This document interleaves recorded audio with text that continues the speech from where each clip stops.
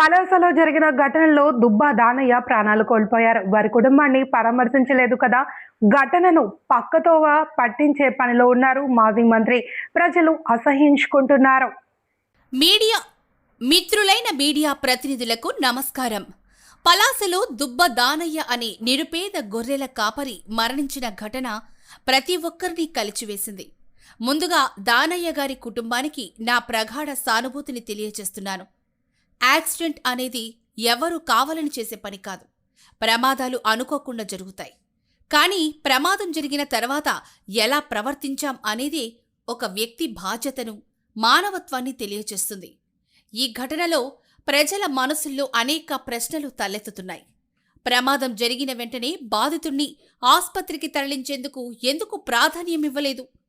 ప్రమాదంలో గాయపడిన వ్యక్తికి సకాలంలో వైద్యం అందించి ఉంటే ప్రాణాలు దక్కేవా అనే సందేహానికి సమాధానం ఎవరు చెప్తారు? ఈ కేసులో వాస్తవాలను దాచిపెట్టే ప్రయత్నం జరిగిందా లేదా?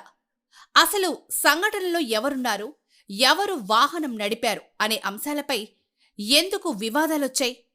ఒక అమాయక యువకుడిపై కేసు మళ్లించే ప్రయత్నం జరిగిందనే ఆరోపణలు ఎందుకు వినిపిస్తున్నాయి?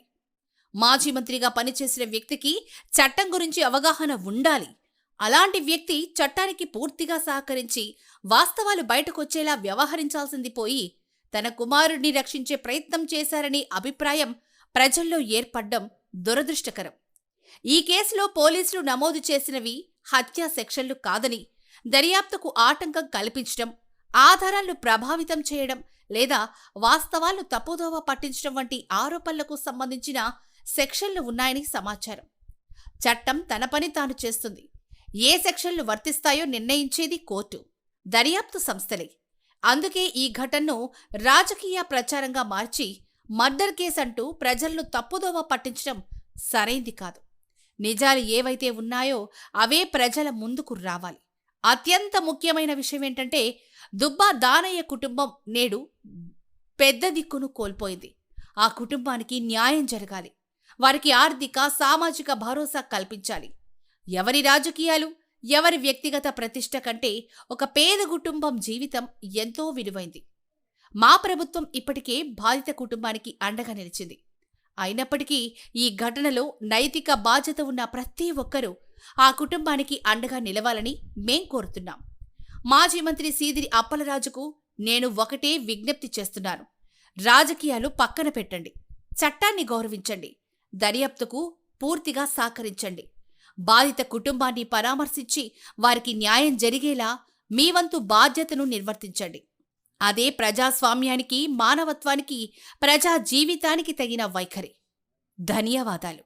వజ్జా Baburao, AP TPC chairman, TDP రాష్ట్ర కార్యనిర్వాహక కార్యదర్శి.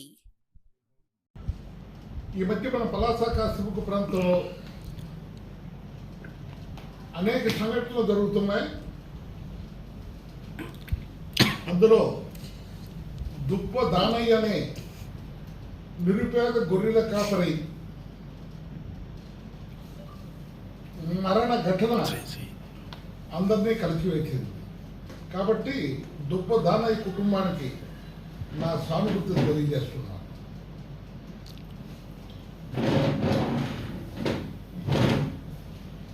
యాక్సిడెంట్ ఉన్నది సాధారణమైన విషయం అయినప్పటికీ ప్రమాదవశాత్తు సంభవించిన ఘటన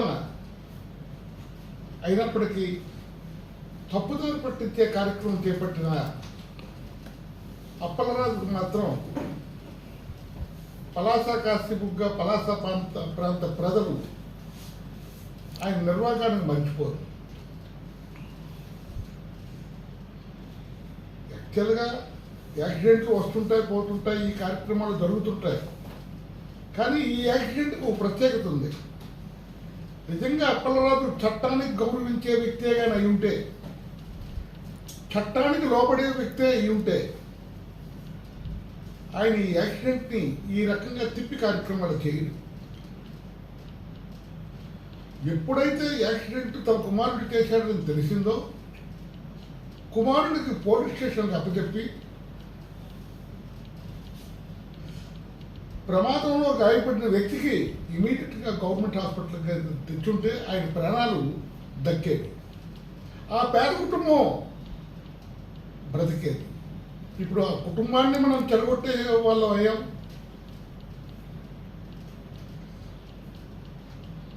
ఈ చట్టాన్ని ఉల్లంఘించే వాళ్ళు అయ్యాం. ఏం ప్రయోజనం? నువ్వు చేసే పని ఒక 4 ఏళ్ళు మంత్రిగా వెలగబెట్టి 5 ఏళ్ళు ఎమ్మెల్యేగా చేసి ఇటువంటివి నేర్చుకున్నావా అప్పలరాజ్? ఇది కరెక్టా? నిజంగా అన్ని సాక్షుల కంటే మనస్సాక్షి గొప్పది, అన్ని న్యాయస్థానాల కంటే ప్రధాన న్యాయస్థానాలు గొప్పవి. ఒక్కసారి ప్రజల కళ్ళలో చూడు, నువ్వు చేసింది తప్పో లేదో నీకు తెలుస్తుంది. నీ మనస్సాక్షికి ఒకసారి అడుగు, నువ్వు చేసింది తప్పో లేదో నీకు అర్థమవుతుంది. ఎవరి మీద తప్పుడు మనం తోయడం కాదు, మనం తప్పు చేసామా లేదని మనకు తెలుస్తుంది. చట్టాన్ని గౌరవించుకోవడం నేర్చుకో. చట్టాన్ని గౌరవించలేదు, చట్టానికి లోబడి పని చేయడం లేదు. ఎవరండి చాడి? ఎవరా చాడి? ఒక అమాయకి జీవికి తెచ్చి దాంట్లో వాడికి ముద్దాయి చేసి నీ ప్రయత్నం చేశావే, వాళ్ళ కుటుంబంతో ఆడుకోవడానికి ప్రయత్నం చేశావు. నిరుపేద యాదవ కుటుంబంతో ఆడుకోవడానికి ప్రయత్నం చేశావు. ఇది కరెక్టా? ఇది కరెక్టా చెప్పు. ఇది కరెక్టు అంటే నీతో మేము ఆటోమేటిక్ ఏకీవించి కార్యక్రమం చేస్తాం. ఇటువంటి కార్యక్రమాలు ఎప్పుడు కూడా మంచివి కావు, చట్టాన్ని ఉల్లంఘించే చేసే కార్యక్రమాలు. ఇప్పుడు ఆ నిరుపేద యాదవ సామాజిక వర్గానికి సంబంధించిన ఆ దానయ్య అనే వ్యక్తి కుటుంబానికి వెంటనే తెలుగుదేశం పార్టీ స్పందించి నా నాయకుడు 10 లక్షల రూపాయలతో ఆ కుటుంబాన్ని ఆదుకున్నాడు. కనీసం నువ్వు వెళ్ళి పరామర్శించావా? ఆ కుటుంబం దగ్గరికి వెళ్ళి ఓదార్చావా? ఆ కుటుంబానికి ఆ అమాయకమైన పిల్లలు ఉన్నారు, మైండ్ లేని భార్య ఉన్నది, కనీసం వాళ్ళ కన్నీళ్ళు తుడిచావా? ఒక్క కార్యక్రమం నువ్వు చేయలేదు. ఎంతవరకు సభలో ఒకసారి నువ్వు ఆలోచించు. అప్పుడు అలా సాక్ష్యాలు తారుమారు చేసి కార్యక్రమాలు చేసి మీ నాయకుడేమో మత్స్యకారుల పరామర్శ కోసం వచ్చి 18 ఏళ్ళ చిన్నపిల్లోడికి చట్టం కోసం ఏం తెలుస్తుంది, ఈ యాక్సిడెంట్ కోసం ఏం తెలుస్తుంది అని చెప్పి ఒక మర్డర్ కేసు ఆయన మీద వేయడం కరెక్టా అంటున్నాడు. అంటే ప్రజలకు తప్పుదోవ పట్టిస్తున్నారు. మీరు మర్డర్ కేసు ఎవరయ్యా వేశారు? 105 అంటే మర్డర్ కేసా? 106 అంటే మర్డర్ కేసా? 66 అంటే మర్డర్ కేసా? రెడ్ విత్ 49 అంటే మర్డర్ కేసా? సాక్ష్యాలు తారుమారు చేస్తున్నారు, ప్రలోభ పెడుతున్నారు, ఈ కార్యక్రమాలు చేస్తున్నారని పెడితే దాన్ని మర్డర్ కేసు అంటున్నారు. కాబట్టి ఇలాంటి మాట్లాడడం, సమాజానికి తప్పుదోవ పట్టించే కార్యక్రమాలు చేయడం మాత్రం చాలా తప్పు. ఇప్పటికైనా మించిపోయింది లేదు అప్పలరాజు గారు, ఇప్పటికైనా మించిపోయింది లేదు. మరొకసారి మీకు చెప్తున్నాను, వెంటనే తుప్పదాన ఇంటికి వెళ్ళండి, క్షమాభిక్ష పెట్టుకుని ఆయన భార్యకి అడగండి, వాళ్ళ పిల్లలతో కన్నీళ్లు తొడవండి. అప్పుడు నీకు మోక్షం కలుగుతుంది. నీ మీద ఎవరి కక్షలు కానీ కార్పణ్యాలు కానీ ఇక్కడ లేవు. వ్యక్తిగత కక్షలకి దీనికి ఏ రకమైన సంబంధాలు లేవు. ఇది రాజకీయం కాదు. నువ్వు రాజకీయం అని అంటున్నావు కానీ రాజకీయాలు కావు. నీవే రాజకీయం చేశావు. ఫిట్ ఫర్ రిమైండ్ అని పలాసలో ఇస్తే నీ కుమారుడిని తీసుకుని వెళ్ళి సర్వజన హాస్పిటల్లో జాయిన్ చేశావు. అది ఎందుకని ఇలాంటి కార్యక్రమాలు చేసి అక్కడేంటి బయట నీవు కాపలా, లోన డాక్టర్స్ అందరూ కూడా విఐపి ట్రీట్మెంట్. ఇలాంటివి ఇది సమాజం. సంఘానికి కళ్ళు కప్పేసిన కార్యక్రమాలు చేసేస్తున్నాము అంటే ఎవరికి కానీ, నీకు కానీ, నాకు కానీ, ఎవరికి కానీ మంచిది కాదు. ఒకసారి ఆలోచించు. ప్రధాన న్యాయస్థానాలతో ఒకసారి ప్రజలు నీకు ఎన్నుకున్నారు. ప్రజలకు ఆ ఎన్నుకున్న ప్రజలకు ನೀವು సమాధానం చెప్పాల్సిన అవసరం అయితే మీకు ఉంది.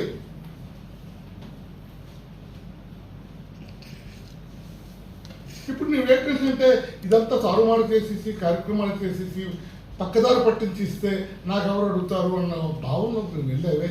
ఇందులో రాజకీయ పార్టీల ప్రమేయం కానీ రాజకీయం కానీ ఏం కూడా లేదు. నీ మట్టుకు నువ్వే ఈ కార్యక్రమాలన్నీ కూడా ఏంటంటే చట్టాన్ని తారుమారు చేసే కార్యక్రమాలు, చట్టాన్ని ఉల్లంఘించే కార్యక్రమాలు ఇవన్నీ కూడా నీ చర్యల వల్ల వచ్చినవి తప్పింది కానీ ఇంకేమి కావు. ఒక్కసారి ఇప్పటికీ నీకు ప్రాధాన్యపడి అడుగుతున్నాను, ఇప్పటికి దుబ్బదాన ఇంటికి వెళ్ళావా? నీ కొడుకు ప్రాణమే ప్రాణమా? దుబ్బదానయ్య ప్రాణం ప్రాణం కాదా? దుబ్బదానయ్య పిల్లలు పిల్లలు కారా?